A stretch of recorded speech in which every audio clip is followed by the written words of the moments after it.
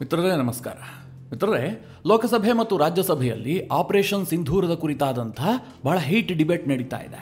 ವಿಪಕ್ಷಗಳು ಸರ್ಕಾರವನ್ನು ಕಟ್ಟಿ ಹಾಕೋದಕ್ಕೆ ಏನೆಲ್ಲ ಪ್ರಯತ್ನವನ್ನು ಮಾಡಬೇಕು ಎಲ್ಲವುದನ್ನು ಮಾಡ್ತಾ ಇದೆ. ನೀವು ಇದರಲ್ಲಿ ಫೇಲ್ಯೂರ್ ಆಗಿದ್ದೀರಿ ಅಂತ ಸಾಬೀತು ಮಾಡೋದಕ್ಕೆ ವಿಪಕ್ಷಗಳು ತನ್ನ ಪೂರ್ಣ ಶಕ್ತಿಯನ್ನು ಪ್ರಯೋಗ ಮಾಡ್ತಾ ಇದ್ದಾವೆ.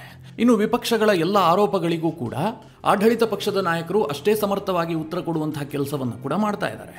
ನಿನ್ನೆ ರಾಜನಾಥ್ ಸಿಂಗ್ ಮಾತನಾಡಿದ್ರು, ಭಾರತದ ವಿದೇಶಾಂಗ ಸಚಿವರಾದಂತಹ ಎಸ್ ಜೈಶಂಕರ್ ಮಾತನಾಡಿದ್ರು, ವಿಪಕ್ಷಗಳ ಎಲ್ಲ ಪ್ರಶ್ನೆಗೂ ಉತ್ತರ ಕೊಡುವಂತಹ ಕೆಲಸ ಮಾಡಿದ್ರು. ಇಷ್ಟಾದರೂ ಮಿತ್ರರೇ, ಇವತ್ತು ಅಮಿತ್ ಶಾ ಅವರು ಕೊಟ್ಟಂತಹ ಉತ್ತರ ಇದೆಯಲ್ಲ, ಭಾರೀ ಚರ್ಚೆಯನ್ನು ಹುಟ್ಟು ಹಾಕಿದೆ. ಅಮಿತ್ ಶಾ ಅವರು ಆಪರೇಷನ್ ಸಿಂಧೂರದ ಎಳೆಯನ್ನು ಕೂಡ ಬಿಚ್ಚಿಟ್ಟಿದ್ದಾರೆ. ಇದೇ ಸಂದರ್ಭದಲ್ಲಿ ಅವರೊಂದು ಇಂಪಾರ್ಟೆಂಟ್ ಘೋಷಣೆಯನ್ನು ಕೂಡ ಮಾಡಿದ್ದಾರೆ. ಅದೇನು ಕೇಳಿದ್ರೆ, ಪೆಹಲ್ಗಾಮ್ ದಾಳಿಯಲ್ಲಿ ಭಾಗಿಯಾದಂತಹ 3 ಜನ ಉಗ್ರರನ್ನ ನಾವು ಹೊಡೆದು ಹಾಕಿದ್ದೀವಿ.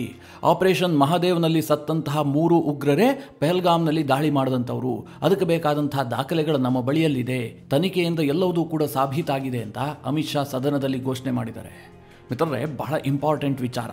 ಸದನದಲ್ಲಿ ಅನೇಕ ವಿಚಾರಗಳು ಆಪರೇಷನ್ ಸಿಂಧೂರಕ್ಕೆ ಕುರಿತಾಗಿ ಚರ್ಚೆ ಆಗ್ತಾ ಇದೆ. ವಿಪಕ್ಷಗಳು ಅನೇಕ ರೀತಿಯ ಪ್ರಶ್ನೆಗಳನ್ನೆಲ್ಲ ಎತ್ತುತ್ತಾ ಇದ್ದಾವೆ. ಬಹಳ ಸುದೀರ್ಘವಾದಂತಹ ಡಿಬೇಟ್ ನಡೀತಾ ಇದೆ. ಅದರ ಕುರಿತಾದಂತಹ ಪ್ರತಿಯೊಂದು ವಿಚಾರವನ್ನು ನಿಮಗೆ ಹೇಳೋದಕ್ಕೆ ನನಗೆ ಸಾಧ್ಯವೂ ಇಲ್ಲ, ಹಾಗೆ ಅದನ್ನು ಪೂರ್ತಿಯಾಗಿ ಕೇಳೋದಕ್ಕೆ ನಿಮಗೆ ಸಾಧ್ಯ ಇಲ್ಲ. ಅದರಲ್ಲಿ ಇಂಪಾರ್ಟೆಂಟ್ ವಿಚಾರಗಳನ್ನು ಮಾತ್ರ ನಿಮಗೆ ತಿಳಿಸುವಂತಹ ಪ್ರಯತ್ನ ಮಾಡ್ತೀನಿ. ಅದರಲ್ಲೂ ಮುಖ್ಯವಾಗಿ ಅಮಿತ್ ಶಾ ಅವರು ಮಾಡಿದಂತಹ ಇವತ್ತು ಘೋಷಣೆ ಏನಿದೆ, ಆ 3 ಜನ ಉಗ್ರರನ್ನು ಹೇಗೆ ಪತ್ತೆ ಹಚ್ಚಲಾಯಿತು, ಯಾವ ರೀತಿಯಾಗಿ ಕನ್ಫರ್ಮ್ ಆಯಿತು, ಇದೇ ಉಗ್ರರು ಪೆಹಲ್ಗಾಮ್ನಲ್ಲಿ ದಾಳಿ ಮಾಡಿದ್ದು ಅಂತ ಕೇಂದ್ರ ಸರ್ಕಾರ ಹೇಗೆ ಹೇಳ್ತಾ ಇದೆ, ಇದೆಲ್ಲದರ ಬಗ್ಗೆ ನಿಮಗೆ ಡೀಟೇಲ್ ಆದಂಥ ಮಾಹಿತಿ ಕೊಡ್ತೀನಿ. ಬಹಳ ಮುಖ್ಯವಾದಂತಹ ವಿಚಾರ, ನೀವು ಈ ವಿಡಿಯೋನ ಕೊನೆವರೆಗೂ ಮಿಸ್ ಮಾಡದೆ ನೋಡಿ. ಮಿತ್ರರೇ, ಇದಕ್ಕೆ ಕೋಇನ್ಸಿಡೆಂಟ್ ಅಂತ ಹೇಳಬೇಕು ಅಥವಾ ದೈವ ಸಂಕಲ್ಪ ಅಂತ ಹೇಳಬೇಕು ನನಗಂತೂ ಗೊತ್ತಿಲ್ಲ. ಯಾಕೆ ಅಂತಂದರೆ, ಈ ಆಪರೇಷನ್ ಸಿಂಧೂರದ ಕುರಿತಾಗಿ ಚರ್ಚೆ ಮಾಡಬೇಕು ಅಂತ ಹೇಳಿ ನಿನ್ನೆಗೆ ಮುಹೂರ್ತವನ್ನು ಲೋಕಸಭೆಯಲ್ಲಿ ನಿಗದಿ ಮಾಡಲಾಗಿತ್ತು. ನಿನ್ನೆ ಅದರ ಚರ್ಚೆಯೂ ಕೂಡ ಆರಂಭವಾಯಿತು. ವಿಪಕ್ಷದ ಸದಸ್ಯರು ಏನು ಕೇಳಿದ್ರು ಸರ್ಕಾರವನ್ನು, ಪೆಹಲ್ಗಾಮ್ನಲ್ಲಿ ದಾಳಿಯಾಗಿ 100 ದಿನ ಕಳೀತಲ್ಲ, ಒಬ್ಬನೇ ಒಬ್ಬ ಉಗ್ರನನ್ನು ನಿಮಗೆ ಹಿಡಿಯೋದಕ್ಕೆ ಸಾಧ್ಯ ಆಗಿಲ್ಲ, ಹೊಡೆಯೋದಕ್ಕೂ ಸಾಧ್ಯ ಆಗಿಲ್ಲ, ಏನು ಮಾಡ್ತಾ ಇದ್ದೀರಿ, ಇದು ನಿಮ್ಮ ಫೇಲ್ಯೂರ್ ಅಲ್ವಾ ಅಂತೇಳಿ ವಿಪಕ್ಷಗಳು ಸರ್ಕಾರದ ವಿರುದ್ಧವಾಗಿ ವಾಗ್ದಾಳಿ ನಡೆಸ್ತಾ ಇದ್ವು.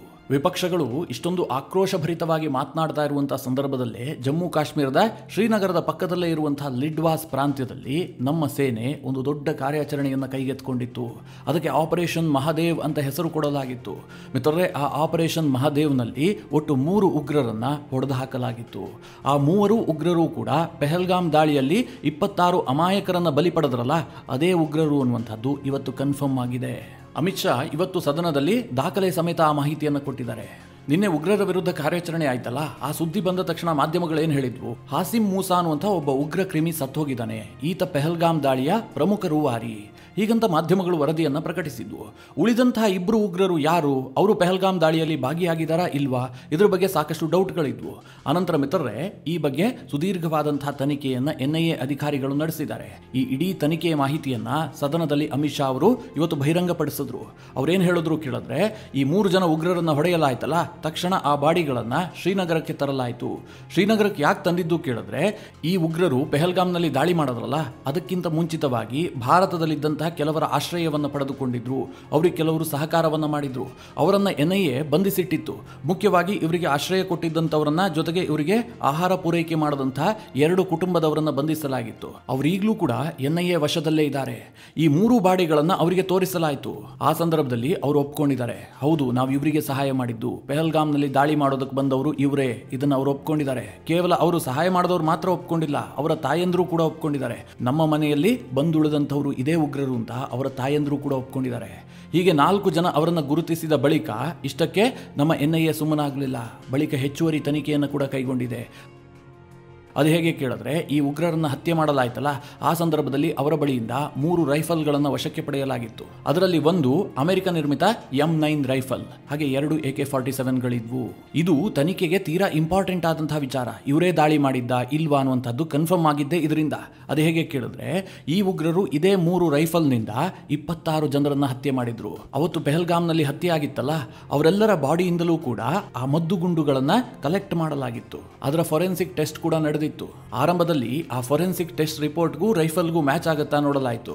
ಅದರಲ್ಲಿ ಏನು ಕನ್ಫರ್ಮ್ ಆಯಿತು ಕೇಳಿದ್ರೆ, ಅದರಲ್ಲಿ ಕೆಲ ಗುಂಡುಗಳು M9 ಅಮೆರಿಕನ್ ರೈಫಲ್ನಿಂದಲೇ ಸಿಡಿದಂಥವು, ಇನ್ನುಳಿದಂತಹ ಗುಂಡುಗಳು AK-47 ಗುಂಡುಗಳು ಅನ್ನುವಂಥದ್ದು ಕನ್ಫರ್ಮ್ ಆಯಿತು.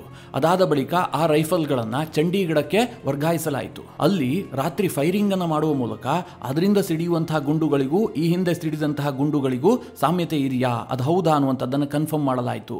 ಎಲ್ಲಾ ರೀತಿಯ ತನಿಖೆಯಿಂದಲೂ ಸಾಬೀತಾದ ಬಳಿಕ ಈ ಮೂರೇ ಉಗ್ರರು ಈ ಹತ್ಯೆಯನ್ನು ಮಾಡದಂಥವರು, ಅವರು ಬಳಸಿದಂತಹ 3 ರೈಫಲ್ಗಳು ಕೂಡ ಇವೆ ಅನ್ನುವಂಥದ್ದು ಕನ್ಫರ್ಮ್ ಆಯಿತು. ಇದನ್ನು ಸದನದಲ್ಲಿ ಇವತ್ತು ಅಮಿತ್ ಶಾ ಘೋಷಣೆಯನ್ನು ಕೂಡ ಮಾಡಿದ್ರು. ನಾವು 3 ಜನ ಉಗ್ರರನ್ನ ಹೊಡೆದಾಕಿದ್ದೀವಿ ಅಂತ. ಇದು ನಮ್ಮ ನಿಮ್ಮ ಸಂಭ್ರಮಕ್ಕೆ ಒಂದು ಕಾರಣವಾದರೆ, ಇದಕ್ಕಿಂತ ದೊಡ್ಡ ಒಂದು ವಿಚಾರವನ್ನು ಕೂಡ ಅಮಿತ್ ಶಾ ಇವತ್ತು ಸದನದಲ್ಲಿ ಹೇಳಿದ್ದಾರೆ. ಅದೇನು ಕೇಳಿದ್ರೆ, ಈ ದಾಳಿಯ ಹಿಂದೆ ಪಾಕಿಸ್ತಾನ ಇದೆಯಾ ಇಲ್ವಾ ಅನ್ನೋದ್ರ ಬಗ್ಗೆ ನಮ್ಮಲ್ಲೇ ಕೆಲವರಿಗೆ ಗೊಂದಲ ಇತ್ತು. ನಾನು ನಿನ್ನೆ ಕೂಡ ಹೇಳಿದ್ದೆ, ಈ ದೇಶದ ಮಾಜಿ ಗೃಹ ಮಂತ್ರಿ ಆಗಿರುವಂತಹ ಪಿ ಚಿದಂಬರಂ ಒಂದು ಪ್ರಶ್ನೆಯನ್ನು ಎತ್ತಿದ್ದಾರೆ ಅಂತ. ಏನದು? ಪಾಕಿಸ್ತಾನದವರು ದಾಳಿ ಮಾಡಿದ್ದಾರೆ ಅನ್ನೋದಕ್ಕೆ ಯಾವುದೇ ಪುರಾವೆಗಳಿಲ್ಲ, ಉಗ್ರರು ಪಾಕಿಸ್ತಾನದಿಂದ ಬಂದಿದ್ದಾರೆ ಅನ್ನೋದಕ್ಕೆ ನಮ್ಮ ಬಳಿಯಲ್ಲಿ ಸಾಕ್ಷಿ ಇಲ್ಲ, ಹೀಗಂತ ಕಾಂಗ್ರೆಸ್ನ ನಾಯಕ ಪಿ ಚಿದಂಬರಂ ಒಂದು ಮಾಧ್ಯಮಕ್ಕೆ ಕೊಟ್ಟಂತಹ ಸಂದರ್ಶನದಲ್ಲಿ ಹೇಳಿದ್ರು. ಭಾರಿ ವಿವಾದವನ್ನು ಹುಟ್ಟು ಹಾಕಿತ್ತು. ಒಂದು ಜವಾಬ್ದಾರಿಯುತ ಸ್ಥಾನದಲ್ಲಿ ಇದ್ದಂಥವರು, ಈಗಲೂ ಕೂಡ ಅವರು ರಾಜ್ಯಸಭಾ ಸದಸ್ಯರು, ಅಂತಹ ಪಿ ಚಿದಂಬರಂ ಇಂತಹ ಓಪನ್ ಸ್ಟೇಟ್ಮೆಂಟ್ ಅನ್ನು ಕೊಟ್ಟಿರೋದು ದೇಶಕ್ಕೆ ಹಿನ್ನಡೆ ಅಂತ ಹೇಳಿ ಬಹಳ ಟೀಕಿಸಲಾಗ್ತಾ ಇತ್ತು. ಇವತ್ತು ಅಮಿತ್ ಶಾ ಇದನ್ನು ಕೂಡ ಪ್ರಸ್ತಾಪ ಮಾಡಿದ್ರು. ಪಿ ಚಿದಂಬರಂ ಅಂತಹ ಒಬ್ಬ ದೊಡ್ಡ ನಾಯಕ ಇವತ್ತು ಪಾಕಿಸ್ತಾನಕ್ಕೆ ಕ್ಲೀನ್ ಚಿಟ್ ಕೊಡೋದು ಹೊರಟಿದ್ರು. ಆದ್ರೆ ಈಗ ಹತ್ಯೆ ಆಗಿದಾರಲ್ಲ, ಆ 3 ಜನ ಉಗ್ರರು ಕೂಡ ಪಾಕಿಸ್ತಾನದವರು ಅನ್ನೋದಕ್ಕೆ ನಮಗೆ ಬೇಕಾದಂತಹ ಸಾಕ್ಷಿಗಳು ಸಿಕ್ಕಿದಾವೆ. ಮುಖ್ಯವಾಗಿ ಹತ್ಯೆಯಾದಂತಹ 2 ಉಗ್ರರೇನಿದ್ದಾರೆ ಅವರ ಪಾಕಿಸ್ತಾನದ ವೋಟರ್ ID ನಂಬರ್ ಸಹಿತ ನಮಗೆ ಸಿಕ್ಕಿದೆ. ಅಷ್ಟು ಮಾತ್ರ ಅಲ್ಲ, ಹತ್ಯೆ ಆದವರ ಬಳಿ ಸಿಕ್ಕಂತಹ ಎಲ್ಲ ರೈಫಲ್ಗಳು ಕೂಡ ಪಾಕಿಸ್ತಾನಕ್ಕೆ ಸೇರಿದಂಥವು. ಒಂದು ಅಮೆರಿಕದಲ್ಲಿ ನಿರ್ಮಾಣವಾಗಿದ್ದರೆ ಮತ್ತುಳಿದಂಥವು ಪಾಕಿಸ್ತಾನದಲ್ಲಿ ನಿರ್ಮಾಣವಾದಂತಹ AK-47 ರೈಫಲ್ಗಳು. ಜೊತೆಗೆ ಅವರ ಬಳಿಯಲ್ಲಿ ಪಾಕಿಸ್ತಾನದ ಚಾಕ್ಲೇಟ್ಗಳು ಕೂಡ ಸಿಕ್ಕಿದ್ದಾವೆ. ಅವರು ಪಾಕಿಸ್ತಾನದ ಉಗ್ರರು ಅನ್ನೋದಕ್ಕೆ ಬೇಕಾದಂತಹ ಎಲ್ಲಾ ಸಾಕ್ಷಿಗಳು ಕೂಡ ನಮಗೆ ಸಿಕ್ಕಿದ್ದಾವೆ. ನಮ್ಮ NIA ತನಿಖೆಯಲ್ಲಿ ಎಲ್ಲವೂ ಕೂಡ ಸಾಬೀತಾಗಿದೆ ಅಂತ ಅಮಿತ್ ಶಾ ಇವತ್ತು ಸದನದ ಮುಂದೆ ಹೇಳಿದ್ರು. ಮಿತ್ರರೇ, ಈ ಆಪರೇಷನ್ ಸಿಂಧೂರದ ಕುರಿತಾಗಿ ಚರ್ಚೆ ಮಾಡುವಂತಹ ಸಂದರ್ಭದಲ್ಲಿ ಅಮಿತ್ ಶಾ ಬಹಳ ಆಕ್ರೋಶಭರಿತವಾಗಿ 1 ಗಂಟೆಗೂ ಹೆಚ್ಚು ಕಾಲ ಮಾತನಾಡಿದ್ರು. ಈ ಸಂದರ್ಭದಲ್ಲಿ ಅಖಿಲೇಶ್ ಯಾದವ್ ಸ್ವಲ್ಪ ಅಪಸ್ವರ ಎತ್ತೋದಕ್ಕೆ ಬಂದರು. ನೀವು ಅವರನ್ನೇ ಹೊಡೆದಿದ್ರಿ ಅಂತ ಏನು ಗ್ಯಾರಂಟಿ, ಹಾಗೆ ಹೀಗೆ ಅಂತೆಲ್ಲ ಪ್ರಶ್ನೆ ಕೇಳೋದಕ್ಕೆ ಬಂದರು. ಆಗ ಅಮಿತ್ ಶಾ ಬಹಳ ಖಾರವಾದ ಪ್ರತಿಕ್ರಿಯೆ ಕೊಟ್ಟರು. 3 ಜನ ಪಾಕಿಸ್ತಾನಿ ಕ್ರಿಮಿಗಳನ್ನು ಹೊಡೆದಾಕಿದ್ದೀವಿ ಅಂತ ಹೇಳಿದಂತಹ ಸಂದರ್ಭದಲ್ಲಿ ನೀವೆಲ್ಲ ಮೇಜು ತಟ್ಟಿ ಸಂಭ್ರಮಿಸ್ತೀರಿ ಅಂತ ನಾನು ಭಾವಿಸಿದ್ದೆ. ಆದರೆ ನಿಮಗೆ ಇಷ್ಟೊಂದು ದುಃಖ ಆಗ್ತಾ ಇದೆಯಲ್ಲ, ಅಖಿಲೇಶ್ ಯಾದವ್ ಅವರೇ, ನೀವು ಅವರ ಧರ್ಮವನ್ನು ನೋಡಿ ಬೇಜಾರಾಗಬೇಡಿ ಅಂತೇಳಿ ಅಖಿಲೇಶ್ ಯಾದವ್ಗೆ ಟಾಂಗ್ ಕೊಟ್ಟರು. ಇನ್ನು ಅಮಿತ್ ಶಾ ಆಗಲಿ, ಜೈಶಂಕರ್ ಅವರಾಗಲಿ, ರಾಜನಾಥ್ ಸಿಂಗ್ ಅವರಾಗಲಿ ಇಷ್ಟೆಲ್ಲ ಸುದೀರ್ಘವಾಗಿ ವಿಚಾರವನ್ನು ಪ್ರಸ್ತಾಪ ಮಾಡಿದ ಬಳಿಕವೂ ಕೂಡ ಎದ್ದು ನಿಂತಹ ಪ್ರಿಯಾಂಕಾ ಗಾಂಧಿ ಅವರು ಆಪರೇಷನ್ ಸಿಂಧೂರದ ಕುರಿತಾಗಿ ಮಾತನಾಡೋದಕ್ಕೆ ಶುರು ಮಾಡಿದ್ರು. ಪ್ರಿಯಾಂಕಾ ಗಾಂಧಿ ತನ್ನ ಭಾಷಣದಲ್ಲಿ ಅನೇಕ ವಿಚಾರವನ್ನು ಪ್ರಸ್ತಾಪ ಮಾಡಿದ್ರು. ಆದರೆ ಅದರಲ್ಲಿ ಒಂದು ವಿಚಾರ ಮಾತ್ರ ನನಗೆ ತೀರಾ ಬಾಲಿಶ ಅಂತ ಅನ್ನಿಸ್ತು. ಹಾಗಾಗಿ ನಿಮಗೆ ಹೇಳ್ತಾ ಇದ್ದೀನಿ. ಅದೇನು ಕೇಳಿದ್ರೆ, ಬಿಜೆಪಿಯವರು ಪ್ರತಿಯೊಬ್ಬರೂ ಭಾಷಣ ಮಾಡುವಂತಹ ಸಂದರ್ಭದಲ್ಲಿ ಏನು ಹೇಳ್ತಾ ಇದ್ರು, ನಮಗೆ ಆಪರೇಷನ್ ಸಿಂಧೂರದ ಬಗ್ಗೆ ಪ್ರಶ್ನೆ ಮಾಡ್ತಿರಲ್ಲ, ನೀವು ಯಾಕೆ ಯುದ್ಧ ನಿಲ್ಲಿಸಿದ್ರಿ, ಇನ್ನೂ ಮುಂದುವರಿಸಬಹುದಿತ್ತಲ್ಲ, POK ವಶಕ್ಕೆ ಪಡಿಬಹುದಿತ್ತಲ್ಲ, ಇನ್ನೂ ಹೆಚ್ಚು ಹಾನಿ ಮಾಡಬಹುದಿತ್ತಲ್ಲ, ಯಾಕೆ ಏಕಪಕ್ಷೀಯವಾಗಿ ಯುದ್ಧ ನಿಲ್ಲಿಸಿದ್ರಿ, ಹಾಗೆ ಹೀಗೆ ಪ್ರಶ್ನೆ ಕೇಳ್ತಾ ಇದ್ರಲ್ಲ. ಅಯ್ಯೋ ಸ್ವಾಮಿ, ನಾವು ಪೆಹಲ್ಗಾಮ್ ಅಟ್ಯಾಕ್ಗೆ ಪ್ರತಿಯಾಗಿ ಪಾಕಿಸ್ತಾನಕ್ಕೆ ನುಗ್ಗಿಬಿಟ್ಟು ಹೊಡೆದಿದ್ದೀವಿ, ನೀವೇನು ಮಾಡಿದ್ರಿ? 26/11/2008 ಮುಂಬೈ ಮೇಲೆ ದಾಳಿ ಆಯ್ತಲ್ಲ, ಪಾಕಿಸ್ತಾನದಿಂದಲೇ ಉಗ್ರರು ಬಂದಿದ್ರು ಅನ್ನೋದಕ್ಕೆ ಎಲ್ಲ ಸಾಕ್ಷಿಗಳು ಕೂಡ ನಿಮ್ಮ ಬಳಿಯಲ್ಲಿತ್ತಲ್ಲ, ಆದರೂ ಕೂಡ ನೀವೇನು ಮಾಡಿದ್ರಿ? ಮನಮೋಹನ್ ಸಿಂಗ್ ಸರ್ಕಾರ ಪಾಕಿಸ್ತಾನಕ್ಕೆ ಏನು ಮಾಡ್ತು? ಹೀಗಂತ ಪ್ರತಿಯೊಬ್ಬರು ಟೀಕೆ ಮಾಡಿದ್ರು. ರಾಜನಾಥ್ ಸಿಂಗ್, ಜೈಶಂಕರ್, ಅಮಿತ್ ಶಾ ಎಲ್ಲರೂ ಈ ವಿಚಾರವನ್ನ ಪ್ರಸ್ತಾಪ ಮಾಡಿದ್ರು. ಇದಕ್ಕೆ ಉತ್ತರ ಕೊಡೋದಕ್ಕೆ ಹೊರಟಂತಹ ಪ್ರಿಯಾಂಕಾ ಗಾಂಧಿ ಏನು ಹೇಳಿದ್ರು ಕೇಳಿದ್ರೆ, ನೀವೀಗ ಪಾಕಿಸ್ತಾನದೊಳಗೆ ನುಗ್ಗಿ ಹೊಡೆದಿದ್ದೀವಿ ಅಂತ ಹೇಳ್ತಾ ಇದ್ರಲ್ಲ, ನಾವು ಮುಂಬೈ ದಾಳಿ ಮಾಡಿದವರನ್ನ ಅಲ್ಲೇ ಹೊಡೆದು ಹಾಕಿದೀವಿ, ಒಬ್ಬನನ್ನ ಜೀವಂತ ಸೆರೆ ಹಿಡಿದು ಆತನನ್ನ ಗಲ್ಲಿಗೆ ಹಾಕಿದೀವಿ, ಹೀಗಂತ ಪ್ರಿಯಾಂಕಾ ಗಾಂಧಿ ಒಂದು ಸಮರ್ಥನೆ ಮಾಡಿಕೊಂಡ್ರು. ಮಿತ್ರರೇ, ಈ ಸಮರ್ಥನೆಯನ್ನ ಕೇಳಿ ನನಗೆ ತೀರಾ ಬಾಲಿಶ ಅಂತ ಅನ್ನಿಸ್ತು. ಇದನ್ನ ಅವ್ರು ಹೇಳದೇ ಇದ್ರೆ ಚೆನ್ನಾಗಿರ್ತಾ ಇತ್ತು. ಇಡೀ ದೇಶಕ್ಕೆ ಗೊತ್ತು, ಮುಂಬೈ ಅಟ್ಯಾಕ್ ಆದ ಬಳಿಕ ಭಾರತ ಸರ್ಕಾರ ಏನೂ ಮಾಡಲಿಲ್ಲ. ಮನಮೋಹನ್ ಸಿಂಗ್ ಪಾಕಿಸ್ತಾನದ ವಿರುದ್ಧ ಸೈನಿಕ ಕಾರ್ಯಾಚರಣೆ ಮಾಡೋದಕ್ಕೆ ಹಿಂದೇಟು ಹಾಕಿದ್ರು ಅನ್ನುವಂತಹ ವಿಚಾರ ಇತಿಹಾಸದಲ್ಲಿ ದಾಖಲಾದಂತಹ ಸತ್ಯ. ಇದರ ಬಗ್ಗೆ ಯಾವ್ಯಾವುದೋ ರೀತಿಯಲ್ಲಿ ಸಮರ್ಥನೆ ಮಾಡಿಕೊಳ್ಳೋದಕ್ಕೆ ಹೊರಟ್ರೆ ಕೋಲ್ ಕೊಟ್ಟು ಹೊಡೆಸ್ಕೊಳ್ಳುವಂತಹ ಪರಿಸ್ಥಿತಿ ನಿರ್ಮಾಣ ಆಗುತ್ತೆ. ಇವತ್ತು ಪ್ರಿಯಾಂಕಾ ಗಾಂಧಿ ಮಾಡಿದ್ದು ಕೂಡ ಅದನ್ನೇ. ಮುಂಬೈ ದಾಳಿ ಮಾಡಿದಂಥವರನ್ನ ಅಲ್ಲೇ ಹೊಡೆದಾಕಿದ್ದೀವಿ ಅಂತಂದ್ರೆ, ಮಿತ್ರರೇ, ಮುಂಬೈ ದಾಳಿ ಆಗಿದ್ದೆಲ್ಲಿ? ಹೆಸರೇ ಹೇಳುವಂತೆ ಮುಂಬೈನಲ್ಲಿ. ಮುಂಬೈ ಈ ದೇಶದ ಅತಿ ದೊಡ್ಡ ನಗರ. ಅಂತಹ ನಗರ ಪ್ರದೇಶಕ್ಕೆ 10 ಜನ ಉಗ್ರರು ನುಗ್ಗಿದ್ರು, ಅವರನ್ನ ಅಲ್ಲಿ ಹೊಡೆದಿದ್ದೀವಿ ಅನ್ನುವಂಥದ್ದು ದೊಡ್ಡ ವಿಚಾರವಾ? ಹೊಡೆಯದೆ ಅವರನ್ನು ಬಿಟ್ಟು ಕಳುಹಿಸೋದಕ್ಕೆ ಸಾಧ್ಯ ಆಗ್ತಿತ್ತ? ಹೊಡಿಲೇಬೇಕಾಗಿತ್ತು. ನಮ್ಮ ಸೇನೆ ಅಲ್ಲಿಗೆ ಬಂತು, ಹೊಡೆದಾಕ್ತು ಅಷ್ಟೇ.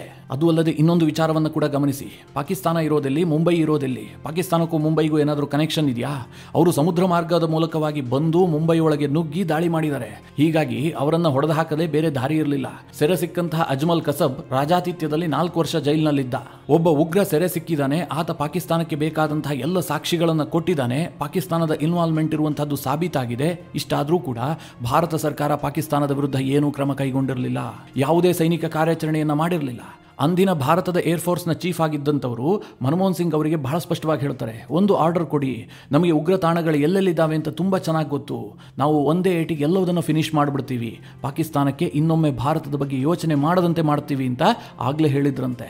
ಆದರೆ ಭಾರತದ ಪ್ರಧಾನಿ ಅದಕ್ಕೆ ಮನಸ್ಸು ಮಾಡಲಿಲ್ಲ, ಏನೂ ಹೇಳದೆ ಸುಮ್ಮನಾದ್ರಂತೆ. ಇದೆಲ್ಲವೂ ಕೂಡ ಇತಿಹಾಸದಲ್ಲಿ ದಾಖಲಾದಂತಹ ಸತ್ಯ. ಆದರೆ ಪ್ರಿಯಾಂಕಾ ಗಾಂಧಿ ಹೇಳ್ತಾ ಇದ್ದಾರೆ, ಅವತ್ತು ಬಂದವರನ್ನು ನಾವು ತಕ್ಷಣದಲ್ಲೇ ಹೊಡೆದಾಕ್ಬಿಟ್ಟಿದ್ವಿ, ಹೀಗಾಗಿ ಪಾಕಿಸ್ತಾನದ ಮೇಲೆ ಏನೂ ಸೈನಿಕ ಕಾರ್ಯಾಚರಣೆ ಕೈಗೆತ್ತಿಕೊಳ್ಳುವಂತಹ ಅವಶ್ಯಕತೆಯೇ ಬರಲಿಲ್ಲ. ನೀವು ಅವರನ್ನು ಬಿಟ್ಟು ಕಳುಹಿಸಿದ್ರಿ, ಹೀಗಾಗಿ ಪಾಕಿಸ್ತಾನಕ್ಕೆ ಹೊಡಿಬೇಕಾಯಿತು ಅನ್ನುವ ಅರ್ಥದಲ್ಲಿ ಇವತ್ತು ಪ್ರಿಯಾಂಕಾ ಗಾಂಧಿ ಒಂದು ಬಾಲಿಶತನವಾದಂತಹ ಸ್ಟೇಟ್ಮೆಂಟ್ ಕೊಟ್ಟಿದ್ದಾರೆ. ಇನ್ನು ರಾಜ್ಯಸಭೆಯ ವಿಪಕ್ಷ ನಾಯಕನಾದಂತಹ ಮಲ್ಲಿಕಾರ್ಜುನ ಖರ್ಗೆ ಅವರು ಕೂಡ ಆಪರೇಷನ್ ಸಿಂಧೂರದ ವಿಚಾರವಾಗಿ ಸರ್ಕಾರದ ವಿರುದ್ಧವಾಗಿ ಟೀಕಾ ಪ್ರಹಾರವನ್ನೇ ಮಾಡಿದ್ರು. ನರೇಂದ್ರ ಮೋದಿ ಅವರ ವಿರುದ್ಧವಾಗಿಯೂ ಕೂಡ ಕಠಿಣ ಶಬ್ದಗಳನ್ನು ಬಳಸಿ ಅವರು ಟೀಕೆಯನ್ನು ಮಾಡಿದ್ರು. ಇದಾದ ಬಳಿಕ ಜೆ.ಪಿ. ನಡ್ಡಾ ಎದ್ನಿತ್ಕೊಂಡ್ಬಿಟ್ಟು ಖರ್ಗೆ ಅವರ ಬಗ್ಗೆ ಆಡದಂತಹ ಒಂದು ಮಾತು ಭಾರಿ ವಿವಾದವನ್ನು ಸೃಷ್ಟಿ ಮಾಡಿತು. ನಡ್ಡಾ ಏನು ಹೇಳಿದ್ದು ಅಂತಂದ್ರೆ, ಖರ್ಗೆ ಅವರು ಮೆಂಟಲ್ ಬ್ಯಾಲೆನ್ಸ್ ಅನ್ನ ಕಳೆದುಕೊಂಡಂತೆ ಮಾತನಾಡಿದ್ರು ಅಂತ ಒಂದು ಪದ ಪ್ರಯೋಗ ಮಾಡಿದ್ರು. ಅದಕ್ಕೆ ವಿಪಕ್ಷಗಳು ತೀವ್ರವಾಗಿ ಅಪಸ್ವರ ಎತ್ತಿದ್ವು. ಖರ್ಗೆ ಅವರು ಸ್ವತಃ ಬೇಸರಗೊಂಡ್ರು. ಇದರ ಬಗ್ಗೆ ತೀವ್ರವಾಗಿ ಆಕ್ಷೇಪವನ್ನು ವ್ಯಕ್ತಪಡಿಸಿದ್ರು. ಅಂತಿಮವಾಗಿ ನಡ್ಡಾ ಅವರು ಆ ಪದವನ್ನು ವಾಪಸ್ ಪಡೆದಿದ್ದಲ್ಲದೆ ಖರ್ಗೆ ಅವರ ಬಳಿಯಲ್ಲಿ ಕ್ಷಮೆ ಯಾಚಿಸಿದಂತಹ ಘಟನೆಯೂ ಕೂಡ ನಡೆಯಿತು. ಮಿತ್ರರೇ, ನಡ್ಡಾ ಏನು ಹೇಳಬಾರಲದ್ದು ಹೇಳಿದ್ದಾರೆ ಅಂತ ನನಗನ್ಸಿರ್ಲಿಲ್ಲ. ಮೆಂಟಲ್ ಬ್ಯಾಲೆನ್ಸ್ ಕಳೆದುಕೊಂಡಂತೆ ಮಾತನಾಡಿದ್ರು ಅಂತ ನಡ್ಡಾ ಹೇಳಿದ್ರಲ್ಲ, ಇದೇ ಖರ್ಗೆ ಅವರು ಈ ಹಿಂದೆ ಮೋದಿ ಅವರನ್ನ ವಿಷಸರ್ಪ ಅಂತ ಕರೆದಿರ್ಲಿಲ್ವಾ? ಎಷ್ಟು ಕೆಳಮಟ್ಟದ ಟೀಕೆಯನ್ನ ಖರ್ಗೆ ಅವರು ಮೋದಿಯ ಬಗ್ಗೆ ಮಾಡಿಲ್ವಾ? ಅಂಥದ್ರಲ್ಲಿ ಮೆಂಟಲ್ ಬ್ಯಾಲೆನ್ಸ್ ಕಳೆದುಕೊಂಡಿದ್ದಾರೆ ಅಂತಂದ್ರೆ ಅದನ್ನ ನೀವು ಹೇಗೆ ಅನ್ಪಾರ್ಲಿಮೆಂಟರಿ ವರ್ಡ್ ಅಂತ ತೆಗೆದುಕೊಳ್ತೀರಿ? ಆದ್ರೆ ಜೆ.ಪಿ. ನಡ್ಡಾ ಖರ್ಗೆ ಅವರ ಏಜ್ಗೆ ಗೌರವ ಕೊಟ್ಟು ಖರ್ಗೆ ಅವರ ಬಳಿಯಲ್ಲಿ ಕ್ಷಮೆ ಯಾಚಿಸಿದ್ರು ಅಂತ ಅನಿಸ್ತು. ಮಿತ್ರರೇ, ಈ ಎಲ್ಲ ವಿಚಾರಗಳ ಕುರಿತಾಗಿ ನಿಮ್ಮ ಅನಿಸಿಕೆ ಅಭಿಪ್ರಾಯಗಳೇನು? ಕಮೆಂಟ್ ಮಾಡುವ ಮೂಲಕ ನಮಗೆ ತಿಳಿಸಿ. ಹಾಗೆ ನಿಮಗೆ ಈ ವಿಡಿಯೋ ಇಷ್ಟವಾದರೆ ಲೈಕ್ ಮಾಡಿ. ಜೊತೆಗೆ ನೀವಿನ್ನೂ ನಿಮ್ಮ ನೆಚ್ಚಿನ ಸಂಸ್ಕಾರ ಸೌರಭ ಯೂಟ್ಯೂಬ್ ಚಾನಲ್ನ ಸಬ್ಸ್ಕ್ರೈಬ್ ಮಾಡಿಲ್ಲ ಅಂತಾದರೆ ಈ ಕೂಡಲೇ ಸಬ್ಸ್ಕ್ರೈಬ್ ಮಾಡಿ. ಮುಂದಿನ ಎಲ್ಲ ಅಪ್ಡೇಟ್ಗಳ ನೋಟಿಫಿಕೇಷನ್ಗಾಗಿ ಬೆಲ್ ಐಕಾನ್ ಒತ್ತಿ.